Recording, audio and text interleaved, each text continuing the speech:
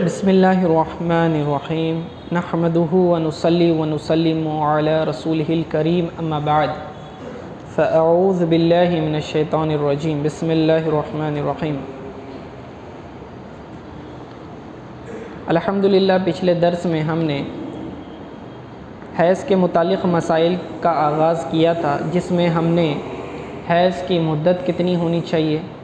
پھر کس عمر میں حیض آتا ہے اور کس عمر میں بند ہو جاتا ہے، حیض کے پھر مختلف رنگ کون کون سے ہوتے ہیں، پھر اس میں عادت کا کیا مطلب ہوتا ہے، یہاں تک ہم نے اس کے متعلق پڑھ لیا۔ پھر اب اس کے آگے طہر کے مسائل ہیں جو حیض کے ساتھ ہی تعلق رکھتے ہیں، اور پھر حیض میں حالت حیض میں کون سے کام جائز ہیں اور کون سے ناجائز ہیں، پھر نماز کی ابتدا حیض ختم ہونے پر کب سے کی جائے گی، اس کے چند ایک مسائل انشاءاللہ تعالی آج ہم بیان کریں گے۔ تو سب سے پہلے طہر کسے کہتے ہیں یہ سمجھ لیں۔ طہر پاکی کی حالت کو کہتے ہیں، اور اصل میں شرعی طور پر یہ وہ دن ہوتے ہیں جب عورتوں کا خون آنا، یعنی حیض کا خون یا نفاس کا خون آنا بند ہو جائے، ٹھیک ہے، تو انہیں ایام طہر کہتے ہیں۔ اور یہ تین طرح کے ہوتے ہیں۔ ایک طہر مطلق ہوتا ہے، یہ اس عورت کے لیے ہے جس کو کبھی زندگی میں پیریڈز آتے ہی نہیں، حیض نہیں آتا، تو اسے طہر مطلق کہتے ہیں۔ دوسرا طہر صحیح ہوتا ہے، جب دو حیضوں کے درمیان 15 دن کا کم از کم فاصلہ ہو، یعنی 15 دن تک دوبارہ خون نہ جاری ہو، تو ان 15 دنوں کو طہر کہتے ہیں، طہر صحیح کہیں گے۔ اور تیسرا طہر وہ ہوتا ہے طہر فاسد، یعنی کہ دو پیریڈز کے بیچ میں کا فاصلہ 15 دن سے کم کا ہو تو اسے طہر فاسد کہتے ہیں۔ تو تھوڑا طہر صحیح کو سمجھ لیں۔ اس میں اصول یہ ہے کہ اس میں طہر سے پہلے آنے والا خون اور بعد والا خون حیض شمار ہوگا، ٹھیک ہے، یعنی دونوں کا حکم الگ الگ ہوگا، دونوں کو ملایا نہیں جائے گا۔ مثلا کسی کو 3 دن خون آیا، پھر درمیان میں کم از کم 15 دن کا گیپ رہا، 15 دن طہر کے ایام گزر گئے، اس کے بعد پھر 3 روز خون جاری ہوا، تو طہر سے پہلے کے وہ 3 دن حیض شمار ہوں گے، یہ الگ حیض ہے لاسٹ منتھ کا، 15 دن طہر کے گزر گئے، اس کے بعد جو 3 دن خون آیا وہ بھی حیض کا ہے، لیکن یہ دوسرا حیض ہے، پہلا والا نہیں۔ تو فرسٹ اور سیکنڈ کو اس طرح مرج نہیں کریں گے، کیونکہ بیچ میں ایک طہر کا گیپ آ گیا۔ یہ جو طہر کے 15 دن ہوتے ہیں، یہ حیض کو، دو حیضوں کو سپریٹ کرتے ہیں، ٹھیک ہے۔ اب دوسری مثال لے لیں کہ کسی عورت کو جو ہے صرف 2 دن خون آیا، پھر اس کے بعد 15 دن طہر کے گزر گئے، اور 16ویں دن جو ہے پھر 3 دن تک خون آیا، تو اب ان دونوں کا حکم کیا ہوگا؟ جو 15 دن سے پہلے 2 دن خون آیا تھا وہ جو ہے حیض نہیں ہے، وہ استحاضہ ہے۔ کیوں؟ کیونکہ ہم نے بتایا تھا کہ حیض کی کم از کم مدت 3 دن ہے، زیادہ سے زیادہ 10 دن ہے، تو چونکہ 3 دن سے کم آیا وہ بیماری کا خون یعنی استحاضہ کہلائے گا، ٹھیک ہے۔ اور جو 15 دن کے بعد 3 دن خون آیا وہ حیض شمار ہوگا۔ تو دیکھ رہے ہیں آپ، یہ طہر کے ایام سے ڈفرینشیٹ کر پائیں گے کہ حیض اور استحاضے کا فرق، تو اس میں اچھی طریقے سے یاد رکھنا۔ اب طہر فاسد جو میں نے کہا کہ جس کسی عورت کو حیض آتا ہو اور 2 حیضوں کے درمیان کا جو فاصلہ ہے وہ 15 دن سے کم کا ہو، تو اس میں بنیادی اصول یہ ہے کہ اس سے پہلے والا اور بعد والا دونوں کا حکم ایک ہوگا، یعنی ان دونوں کو ملا کر حیض کے دنوں کا حساب و شمار کیا جائے گا، ٹھیک ہے۔ نیز اگر یہ مدت حیض یعنی حیض کے 10 دنوں میں ہے تو اس کے ہر دن کو حیض ہی شمار کریں گے۔ اب اس کی میں مختلف صورتیں ہو سکتی ہیں، چند ایک اگزامپل میں بتا دیتا ہوں۔ مثلا جب مدت حیض میں کسی کو مثلا 3 دن خون آ کر بند ہو گیا، اور پھر 10 دن سے پہلے 9ویں دن دوبارہ خون آ گیا، اور 10ویں دن بند ہو گیا، تو درمیان کے 5 دن کا طہر جو ہے یہ طہر فاسد ہے، اور اصول کے مطابق پہلے اور بعد والے خون کے ایام کو ملا دیں گے اور انہیں حیض شمار کریں گے، یعنی کہ جو فرسٹ ڈیز سے خون شروع ہوا تھا لاسٹ 10 ڈیز کے اندر تک خون جاری رہا تو پھر یہ پورے 10 دن حیض کے شمار ہوں گے۔ دوسرے اگزامپل، کسی عورت کو جو ہے مثلاً 4 دن حیض آ کر بند ہو گیا، لیکن 10 دن کے اندر اندر مثلاً 8ویں دن خون دوبارہ جاری ہو گیا اور اس بار جو ہے 10 سے زیادہ دنوں تک آیا، ٹھیک ہے، آپ سمجھ رہے ہیں کہ پہلے 4 دن خون آیا، اس کے بعد گیپ رہا اور 8ویں دن ڈائریکٹلی بلیڈنگ سٹارٹ ہوئی جو کہ 10 دن سے زیادہ کراس ہو گئی ہے۔ تو ایسی صورت میں دیکھیں گے کہ پہلے اس عورت کی کوئی عادت تھی یا نہیں تھی۔ اگر اس کی عادت کے دن مقرر تھے، ان کے 3 دن 7 دن اس طرح سے کوئی عادت مقرر تھی تو اتنے دن حیض شمار کریں گے اور باقی کو استحاضہ کہیں گے، ٹھیک ہے۔ لیکن اگر یہ زندگی کا پہلا واقعہ ہے، فرسٹ ٹائم ایسا ہو رہا ہے، تو ہم سمجھیں گے کہ وہ پورے 10 دن جو ہیں وہ حیض ہے اور اس کے اوپر جتنے بھی ایکسٹرا دن ہیں وہ استحاضہ ہے، کیونکہ ہو سکتا ہے اس عورت کی عادت بدل گئی ہو، ٹھیک ہے۔ اسی طرح ایک اور صورت یہ بن سکتی ہے کہ جب مدت حیض میں خون 3 دن آ کر بند ہو گیا اور 15 دن سے پہلے مثلاً 12ویں دن پھر آ گیا، اس صورت میں اگر لڑکی اسی حیض سے بالغہ ہوئی ہے اور یہ زندگی میں پہلی مرتبہ ہے تو پہلے 10 دن حیض کے شمار کیے جائیں گے، باقی استحاضہ۔ لیکن اگر اس کی پہلے سے عادت مقرر ہے تو جتنی عادت کے دن ہیں اتنے حیض شمار ہوں گے اور باقی استحاضہ ہوگا، ٹھیک ہے۔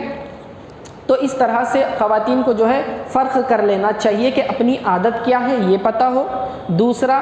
سٹارٹنگ ڈیز کیا چل رہے ہیں وہ پتہ ہوں، اور 10 دن کے اندر دوبارہ سٹارٹ ہو رہا ہے بلیڈنگ یا نہیں ہو رہا ہے یہ بھی آپ نے نوٹ ڈاؤن کرنا ہے، اور 10 کے بعد بھی اگر آ رہا ہے تو اس کا حساب رکھنا ہے۔ تو اس طرح سے جو ہے خواتین جو ہے استحاضہ اور حیض میں فرق کر پائیں گی، کیونکہ حیض کے خون کا مسئلہ الگ ہوتا ہے، استحاضہ کا الگ ہوتا ہے۔ اچھا، اب ایک صورت یہ ہو سکتی ہے کہ بعض لوگ عمرہ یا حج یا اعتکاف کی ادائیگی کے لیے یا رمضان کے پورے روزے رکھنے کی خاطر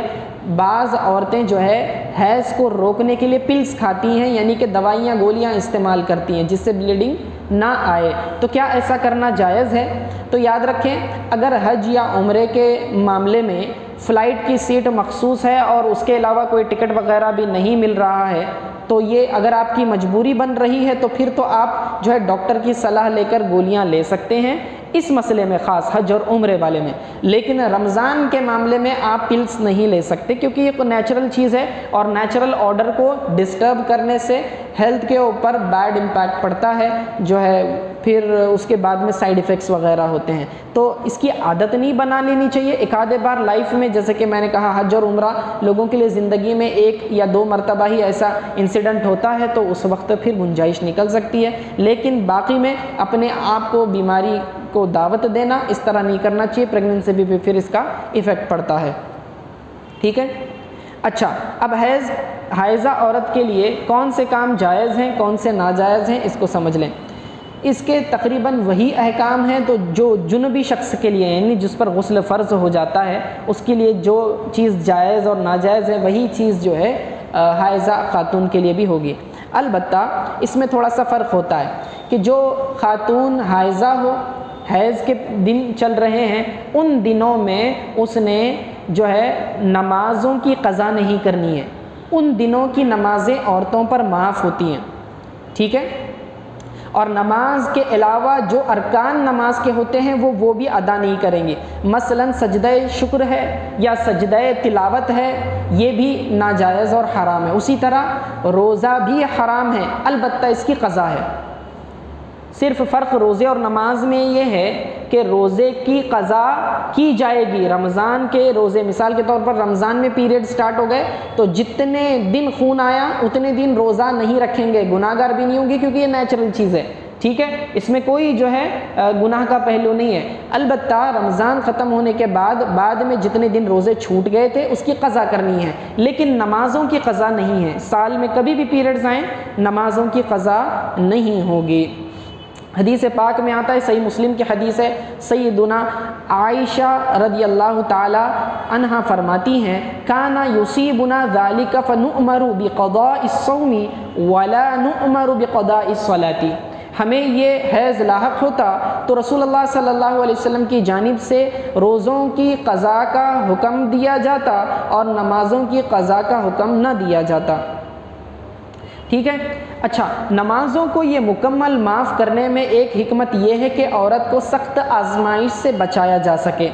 کیونکہ شریعت جو ہے آسانی پیدا کرتی ہے. الدین یسر،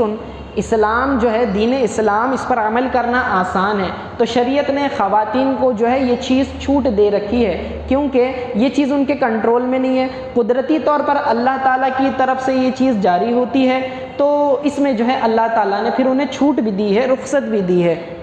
یعنی جس کے 10 دن حیض آئے تو کل نمازیں 5 وقت کی 50 بن جاتی ہیں، اور روزے تو صرف 10 ہوں گے. تو 50 نمازوں کی بعد میں قضا کرنا مشکل ہے، لیکن روزوں کی قضا کرنا آسان ہوتی ہے، کیونکہ رمضان میں روزے سال میں ایک ہی مرتبہ آتے ہیں، اور وہ بھی گنتی کے میکسیمم 10 دن جائیں گے عورت کے، اس سے زیادہ دن نہیں جائیں گے. تو ان دنوں کی تو پھر وہ سال بھر میں 11 مہینوں میں کبھی بھی قضا کر سکتی ہے وہ 10 دنوں کی. ٹھیک ہے، ہر مہینہ ایک روزہ بھی رکھ لے گی تو بھی اس کی قضا ادا ہو جائے گی.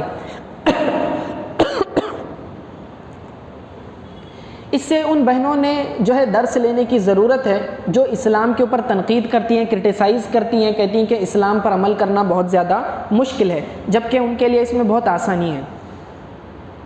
اچھا، چند ایک ڈیفرنٹ مسائل ہیں کہ حیض کی ابتدا اور انتہا کے اعتبار سے کہ نمازیں ان مسائل کے نہ جاننے کی وجہ سے خواتین بہت زیادہ قضا کرتی ہیں. عورت سوتے وقت پاک تھی، رات میں جب سوئی تھی تو وہ پاک تھی، اسے حیض وغیرہ کچھ نہیں تھا. صبح اٹھی تو حیض کا نشان دیکھا، یعنی کہ بلیڈنگ کے اثرات اسے نظر آئے. تو جس وقت وہ اٹھی اور جب اس نے دیکھا تبھی سے وہ حیض شمار کیا جائے گا. ٹھیک ہے، چنانچہ اس رات اگر اس نے عشاء نہ پڑھی تھی تو پاک ہونے پر اس کی قضا جو ہے فرض ہے. ٹھیک ہے، کیونکہ شروعات کہاں سے کی جا رہی ہے؟ جب اس نے دیکھا صبح اٹھنے پر. تو اس کا مطلب رات میں وہ پاکی کی حالت میں سوئی ہے، تو رات کی اگر اس نے عشاء نہیں پڑھی تھی تو اس کی قضا بعد میں لازم ہے. اور اگر حائضہ سو کر اٹھی، حائضہ سوئی ہوئی تھی اور صبح کپڑے وغیرہ اپنے پیڈ وغیرہ پر کوئی نشان حیض نہیں تھا، یعنی بلیڈنگ سٹاپ ہو چکی تھی، تو رات ہی سے پاک شمار ہوگی، چنانچہ نہا کر عشاء کی قضا پڑے گی. نماز کا آخری وقت آ گیا، ابھی نماز نہ پڑھی تھی کہ حیض شروع ہو گیا، تو اس وقت کی نماز معاف ہو گئی، اگرچہ وقت اتنا تنگ ہو کہ اس نماز کے فرض بھی ادا نہ ہو سکتے. ٹھیک ہے،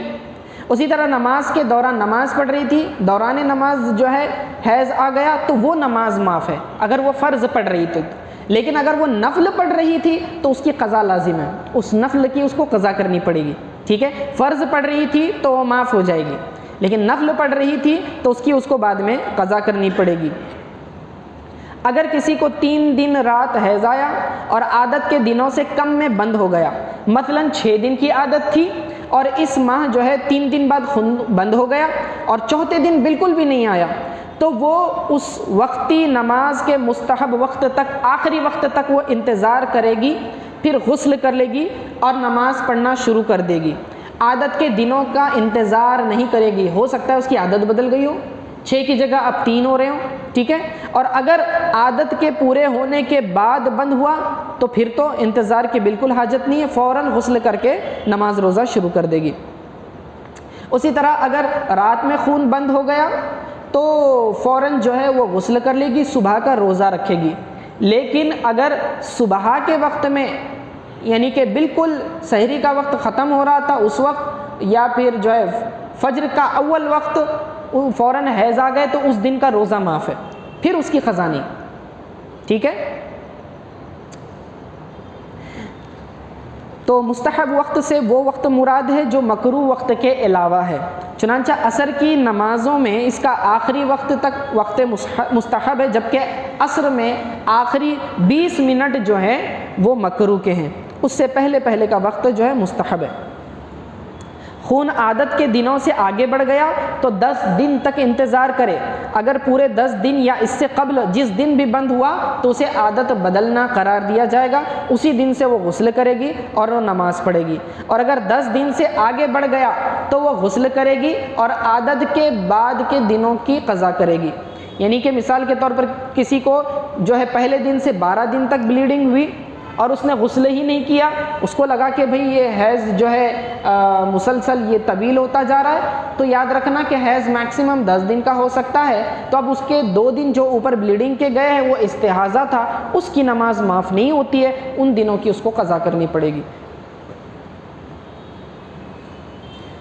حیض پورے 10 دن پر ختم ہوا اور صرف اتنا وقت باقی ہے کہ تکبیر تحریمہ کہہ لے، تو اس وقت کی نماز اس پر فرض ہو گئی، چنانچہ نہا کر یا کوئی بھی عذر ہو تو تیمم کر کے اس کی قضا پڑے،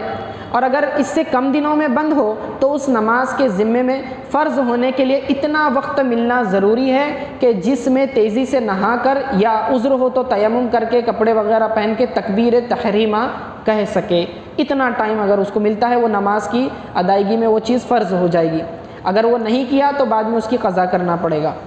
ٹھیک ہے۔ تو جلدی نہانے کا مطلب یہ ہوتا ہے کہ غسل کے فرائض مکمل کر لے، ٹھیک ہے، یعنی کہ 3 مرتبہ ناک میں پانی چڑھانا، 3 مرتبہ غرارہ کرنا، روزہ ہو تو 3 مرتبہ کلی کرنا، اور سر سے پیر تک پانی کا بہا دینا، شیمپو لگانا، صابن لگانا یہ فرائض میں نہیں ہے،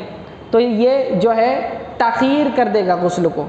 ٹھیک ہے نا، کہ یہ لازم اور واجب نہیں ہے۔ تو جلدی نہانے کا مطلب ہے کہ صرف فرائض ادا کر لیں۔ اسی طرح پورے 10 دن میں عورت جو ہے پاک ہو گئی تو چاہے رات کا اتنا وقت بھی باقی نہ ہو کہ تکبیر تحریمہ کہہ لے، بہرحال اگلے دن کا روزہ اس پر رکھنا واجب ہو جائے گا۔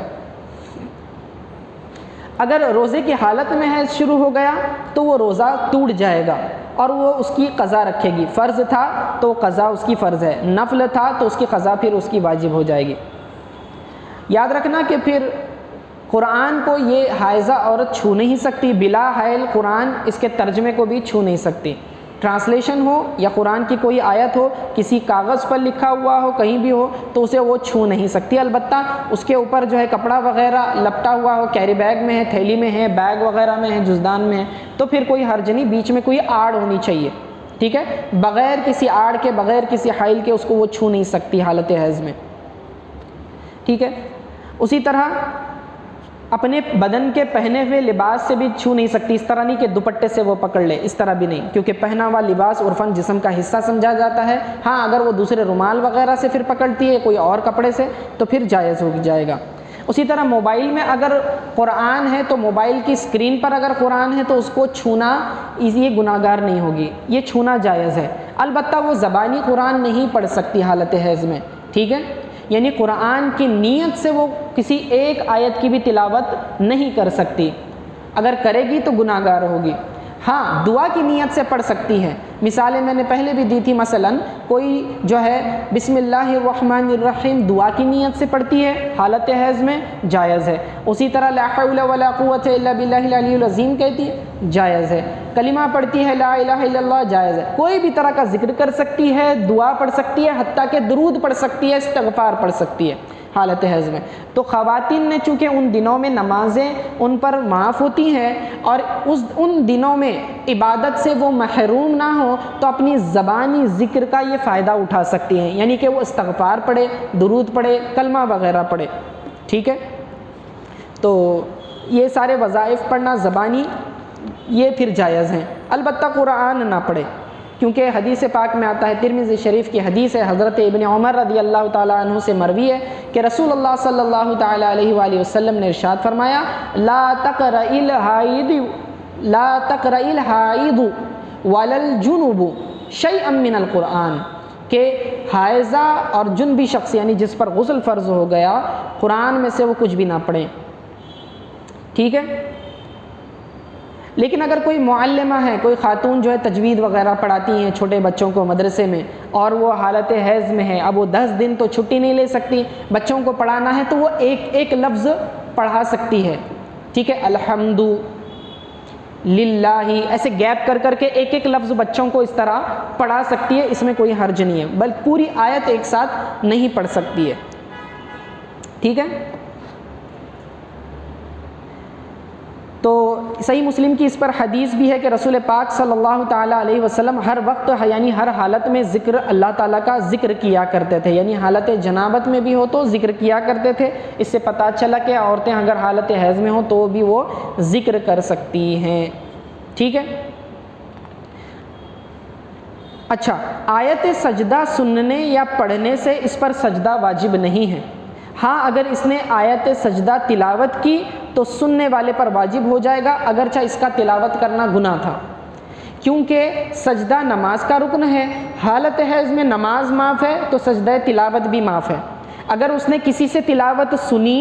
تو اس پر سجدہ واجب نہیں ہوگا. اگر اس نے تلاوت کی تو بھی سجدہ واجب نہیں ہوگا، البتہ وہ خود گناہ گار ہوگی تلاوت کرنے کی وجہ سے. ہاں جس نے اس کی زبان سے سنا اس پر واجب ہو جائے گا، ٹھیک ہے، کیونکہ اس کے لیے تو کوئی رکاوٹ نہیں ہے. ٹھیک ہے، تو یہ چند ایک مسائل تھے. انشاءاللہ تعالی مزید مجبوری کی صورتوں کے احکام انشاءاللہ تعالی آگے آئیں گے، اور پھر اس کے بعد ہم جو ہے کچھ ایک مسائل جو ہے شوہر اور بیوی کے تعلق سے، جب کہ اس کا حیض ختم ہو جاتا ہے تو کیا احکام ہوتے ہیں غسل سے پہلے، وہ تھوڑے ذکر کرنے کے بعد پھر ہم استحاضہ کے مسائل شروع کریں گے. آج کے لیے پھر اتنا کافی ہے. وصلی اللہ تعالی علی خیر خلقہ محمد وآلہ وصحبہ اجمعین برحمتک یا ارحم الراحمین.